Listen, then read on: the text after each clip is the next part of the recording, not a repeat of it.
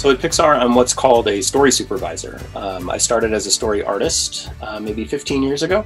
And on Soul, that's what I was doing. I had a blast working with the team on Soul.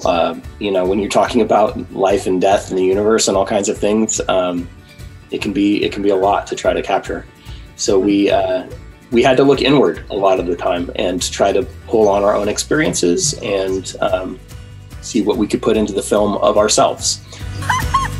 Get ready, your life is about to start. I watched the movie last night, and the first 10 minutes got me mixed feelings because I just lost my best friend last Monday. So it was quite deep for me. No, thank you for sharing that. Actually, when I was working on the film, I lost my father. And the scene that I was working on was the scene where Joe wakes up in the hospital. I was in an ICU almost every day for most of the day. It was a little bit of therapy, actually, working on the film, like being able to see my dad there, going through a lot of the things that Joe was going to kind of go through. The last memory I had with this friend of mine, it was over Zoom as well, because we couldn't go to the hospital during this kind of situation. But then my last memory of her was that she was lying on the hospital bed. So the scene where this Joe is lying on the hospital at the hospital, it was just click for me. To me, before I watched this movie, I was actually pretty sad, of course.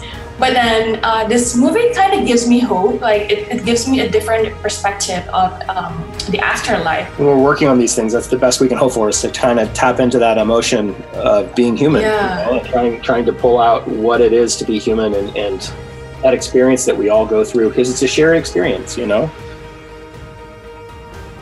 I know that you're a story supervisor, but in which part is your favorite part of responsibility in the movie making?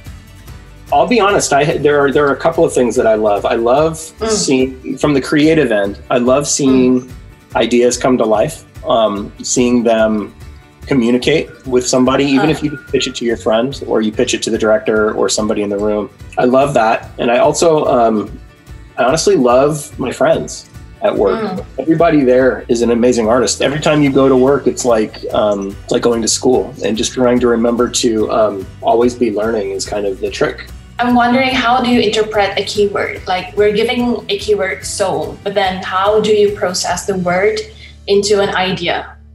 I will it's almost like putting all the different possibilities of that word in a cup and shaking it up and then seeing what kind of bubbles to the surface. Because, I mean, this is a tricky thing we're doing right now, because these words can be interpreted in so many different ways. A lot of times I'll look for something that triggers an image, and then I'll start to work off of that.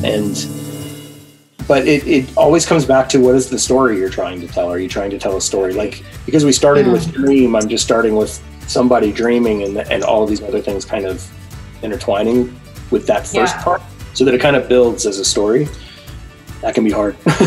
What about you? Try to list down everything that is possible that's related to the keyword. And then I look back at it and try to connect each keywords, each sub-keywords to another concept that is that could be related to it. The first word was dream, right? Dreaming's tricky because there's two parts to it. There's the waking world and the sleeping world, or the present world and the being somewhere else. So I wanted to ground it in reality. So I was going, obviously somebody's sleeping in bed, but I started out with just kind of an abstract atmospheric feeling that I wanted to try to get, and then started adding tone and trying to add a little bit of a nighttime vibe to it, kind of in that waking world. And then starting to introduce a little bit more at a time. You can kind of see as I'm adding layers. And then the second word got thrown at us, jazz. So one of my favorite jazz instruments is a trumpet. I don't know, there's just something cool about it. So I went with the trumpet as just like the dream that he was having was like, maybe he's playing trumpet. And then took that and started playing with, that idea of that dream kind of taking over. And then soul was thrown in there. So I was trying to take the idea of a manifestation of that physical form. So I did kind of a translucent layer that was kind of the same silhouette shape, pulling up and pulling forward, and then moved the trumpets around over different layers. And then kind of added a final layer of that soul kind of waking up into the dream world.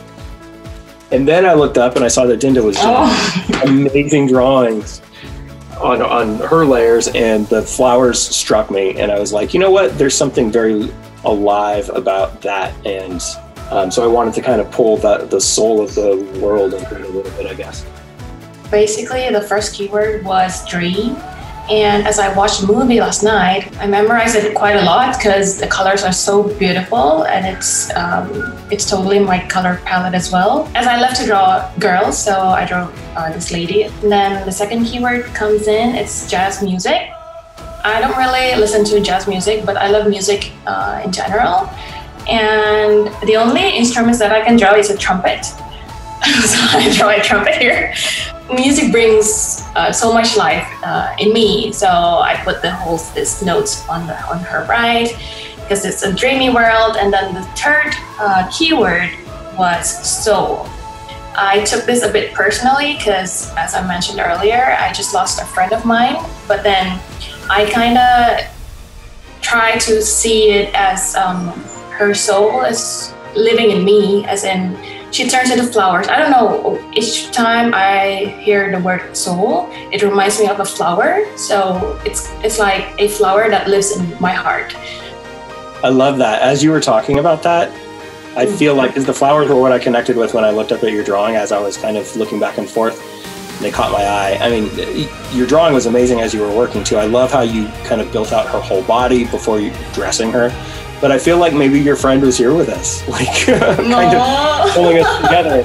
And I know that you just had to say goodbye to somebody, but maybe it's kind of serendipitous that we just got to meet and got to be friends through this process. So I like that maybe she was here for part of that. Thank you so much. I learned a lot from you from this short amount of time. I learned a lot from you too. I'll keep up with you on Instagram, and maybe someday we'll get to cross paths and work together more. Okay. Cool. Yeah, that will be really cool. Thank you so much for having me, everyone. Yeah, this is great.